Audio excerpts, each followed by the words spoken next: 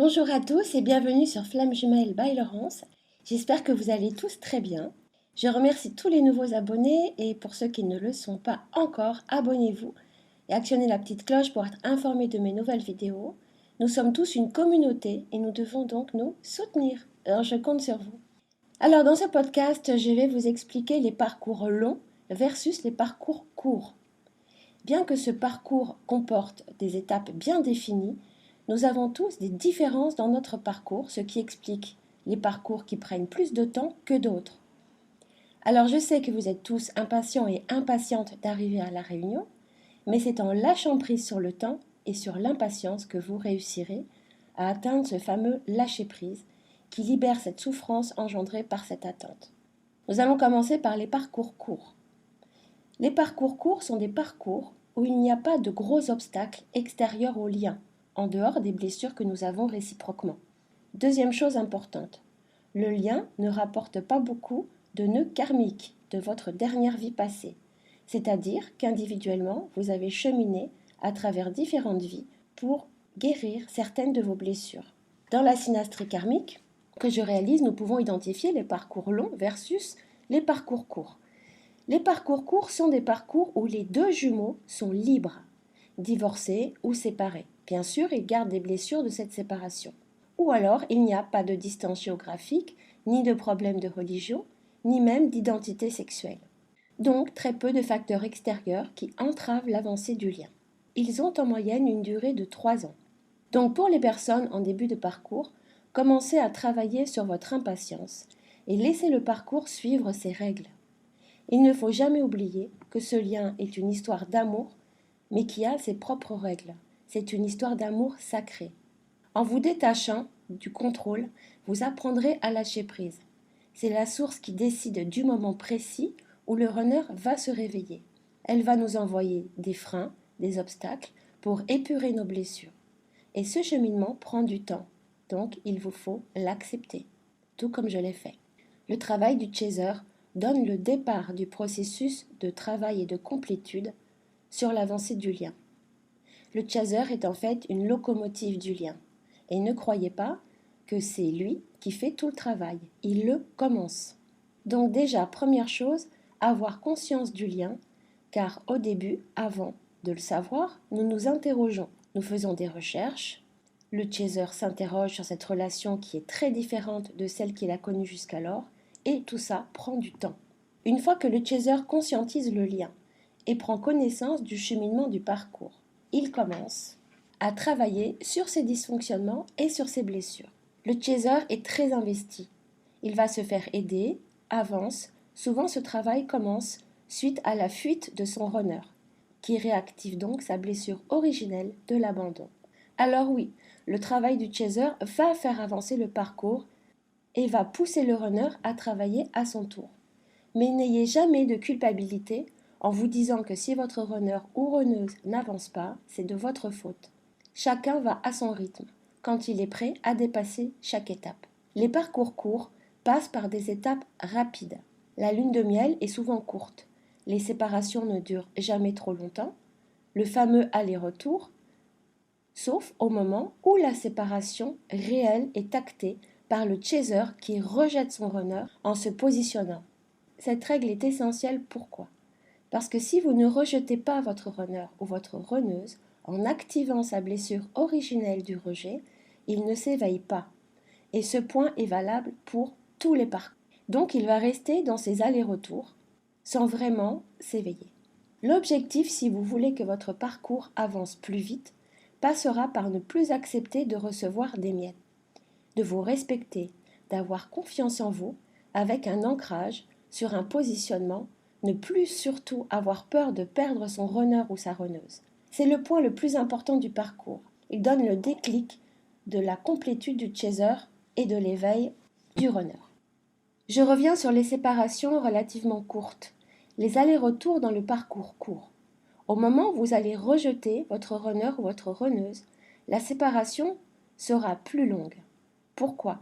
Et c'est là où ça va être difficile pour les chasers, parce que votre runner ou votre runneuse revient relativement rapidement, et le moment où vous le rejetez, ça va prendre beaucoup plus de temps. Pourquoi? Parce que c'est le travail de l'autre jumeau qui va tout simplement commencer et il prend plus de temps. Lors de cette fameuse séparation où nous rejetons le runner, la première étape va être le déni. Il va se dire que c'est mieux comme ça, il va se persuader qu'il y avait trop de dysfonctionnement.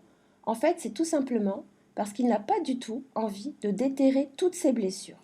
Les oublier et vivre comme si tout allait bien lui convient parfaitement. Sachez que les runners occultent. Ils mettent en place beaucoup de supports pour nous oublier. Ils sortent, ils peuvent aussi essayer de s'évader avec des tierces. Le travail aussi, ils se noient dans le travail. Ils essayent de s'échapper. Deuxième étape, ils ressentent le manque, se souviennent des bons moments passés avec nous. Le bouton off ne fonctionne plus trop. Ils ont des synchronicités. La source leur envoie beaucoup de synchronicité. Ils rêvent de nous, ils ressentent le vide dans leur vie et commencent à réfléchir. Troisième étape, ils ne peuvent plus être loin de nous. Ils ont une sensation de ne plus avoir d'oxygène, plus de goût à rien. Ils rentrent dans leur nuit noire de l'âme. J'ai fait un podcast sur ce sujet qui est beaucoup plus lente et beaucoup plus insidieuse que la nôtre qui est beaucoup plus brutale. Tout ce qui les remplissait avant ne les remplisse plus. Le déni n'arrive plus à fonctionner et ils éprouvent une impulsion qu'ils ne peuvent plus maîtriser et reviennent dans le lien. À cette étape, vous pouvez écouter mon podcast sur le comportement à avoir lors du retour du runner. Le temps que votre runner et runneuse va avoir besoin pour passer par toutes ces étapes va mettre peut-être des semaines ou des mois. Ce sera la rupture la plus longue dans le parcours qui va vous éprouver sur votre foi dans le lien et votre patience ainsi que vos doutes. Ils reviennent lorsque nous nous y attendons plus. Ils reviennent parce qu'ils prennent conscience qu'ils ne peuvent plus être sans nous. Ils ont déjà commencé une introspection, mais nous sommes à ce moment-là inégaux dans nos complétudes. Le chaser a pris beaucoup d'avance. La réunion peut avoir lieu à ce moment, tout dépend des deux jumeaux. Nous allons travailler ensemble sur les ajustements qu'il nous reste à faire tous les deux, main dans la main. Et là, l'amour inconditionnel prend toute sa signification. Pour les parcours longs, les situations sont beaucoup plus complexes. J'accompagne des jumeaux bien sûr en parcours qui sont bloqués dans un chemin de 10 ans, 16 ans, 25 ans. Sachez que les jumeaux finissent toujours par se réunir, alors je sais que d'autres podcasts disent le contraire, sauf très rares exceptions. Les parcours longs sont souvent entravés par de gros obstacles extérieurs. Les deux jumeaux, ou un des deux jumeaux, sont ou est marié, ou engagé émotionnellement et matériellement. Des enfants peuvent être au milieu. La distance géographique peut aussi être présente, avec des milliers de kilomètres, comme mon histoire à moi personnellement, des engagements matériels, des lieux d'habitation achetés avec une tierce, etc. Des problèmes de religion ou de sexualité différentes. Il arrive quelquefois que les deux jumeaux qui se rencontrent aient des sexualités opposées. Tous ces facteurs sont de lourds blocages et souvent reviennent d'une vie précédente où les mêmes blocages étaient déjà présents. Nous ne sommes pas égaux dans ce parcours et il faut le savoir. Notre parcours, nos blessures, nos nœuds karmiques nous sont propres. D'où certaines différences dans ce parcours que souvent nous avons tendance à généraliser. Une chose qui ne change jamais est que c'est toujours le chaser qui va bouger avant le runner pour commencer à ouvrir le cheminement du parcours. Donc si vous êtes un chaser en couple ou marié, vous allez devoir analyser l'état de votre couple, si vous êtes heureux ou heureuse dans votre vie, si l'amour est toujours présent ou si vous vous trouvez dans une zone de confort avec une sécurité que souvent les chasers recherchent.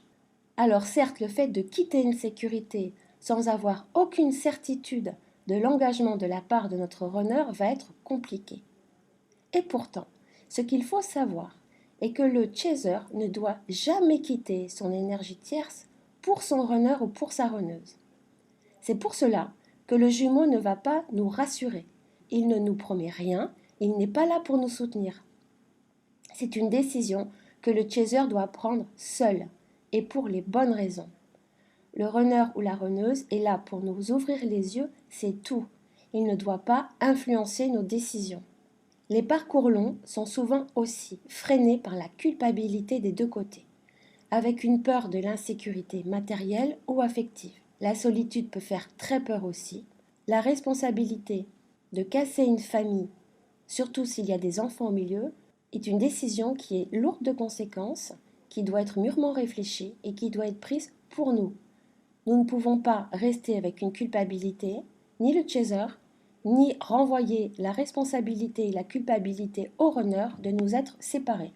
Le chaser va être confronté à beaucoup de décisions et de choix à réaliser, et il doit avancer à son rythme. Pas de pression. Ce qui doit être sera, mais ces obstacles sont lourds et bloquent l'avancée du lien, parfois des années. Lorsque le chaser se libère de tous ses freins, s'affirme, sait ce qu'il veut et se lance dans son évolution personnelle et ce qu'il doit vivre, le runner repointe le bout de son nez. Ou encore, à cette étape du parcours, si vous vous êtes séparés et que vous vous êtes libérés, vous pouvez recontacter le runner. À cette étape-là, il n'y a pas de problème. Vous pouvez prendre de ses nouvelles en lui expliquant ce qui se passe un petit peu dans votre vie. En étant libre de pouvoir vivre le lien, un déblocage arrive. Mais ne croyez pas que le runner va rapidement faire de même. Il lui faudra beaucoup plus de temps. La culpabilité et le côté matériel sont très ancrés chez lui. Il va devoir travailler sur ces points.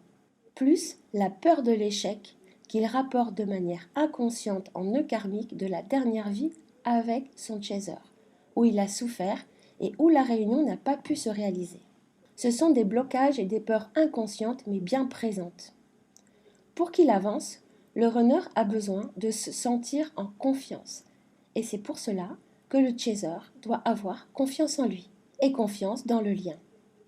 Ensuite, lui laisser l'espace de pouvoir avancer et de pouvoir vous donner. Donc les chasers ne doivent pas trop donner, trop s'investir. Si les runners ou les runneuses sentent qu'ils ont tout sans rien faire, pourquoi bougeraient-ils? Donc votre confiance, les chasers, va passer par le respect de vous-même, votre positionnement. Le runner n'est plus votre priorité. Vous avez construit une vie dans laquelle vous êtes heureuse ou heureux et épanoui. Le runner ne doit surtout pas sentir que votre bonheur repose sur lui, ni qu'il vous fait souffrir. La culpabilité sera alors décuplée entre son couple avec la tierce et son chaser de l'autre côté, et c'est trop de culpabilité et trop de pression pour lui. Il se dégagera de ses freins pour les bonnes raisons, et non parce que son chaser le pousse à le faire. Pas de pression. Un couple qui se sépare est toujours important, et toutes les séparations avec les tierces doivent se réaliser pour nous-mêmes et non pour être avec l'autre. Le fait que le chaser se soit libéré va entraîner le travail du côté du runner. Mais idem, cette étape peut prendre beaucoup de temps, et ce n'est pas de la faute du chaser parce qu'il n'a pas assez travaillé. Par contre, cette période, le positionnement et le respect sont indispensables du côté du chaser. Si le chaser ne supporte plus la situation, il a toujours son libre arbitre, et à une période, lorsqu'il le sentira, il va rejeter de nouveau son runner ou sa runneuse car la situation semble bloquée. De la même façon que pour les parcours courts, c'est au moment du rejet du runner qu'il va pouvoir avancer dans son chemin réel d'introspection, de sa vie, de son couple et dépasser les obstacles seul face à lui-même pour suivre les mêmes étapes que les parcours courts. Déni, manque, éveil, retour. Si les runners ou les runneuses essayent de revenir avant d'être libres, il faudra leur fermer la porte. Cette étape sera particulièrement difficile pour les chasers. Ils prennent alors conscience de ce qu'ils doivent encore travailler. Par contre, il faut les rejeter avec douceur, leur expliquer que vous êtes libérés, que vous savez ce que vous voulez, que vous lui laissez le temps, mais que vous l'aimez. Que ce soit des problèmes de religion, de différence d'orientation sexuelle ou encore de distance géographique ou d'engagement, tous les obstacles se dépassent, mais ils prendront du temps. Les chasers seront testés sur leurs doutes avec une sensation que rien n'avance. Ne vous inquiétez pas, le temps est notre allié dans ce parcours.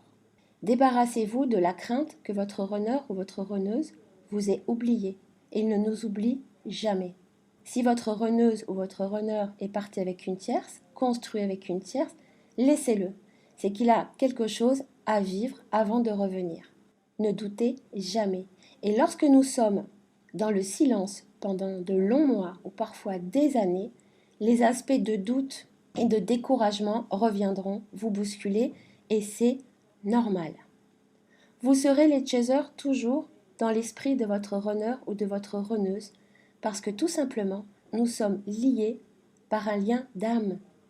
Le runner a toujours très peur de changer ses habitudes et sa vie.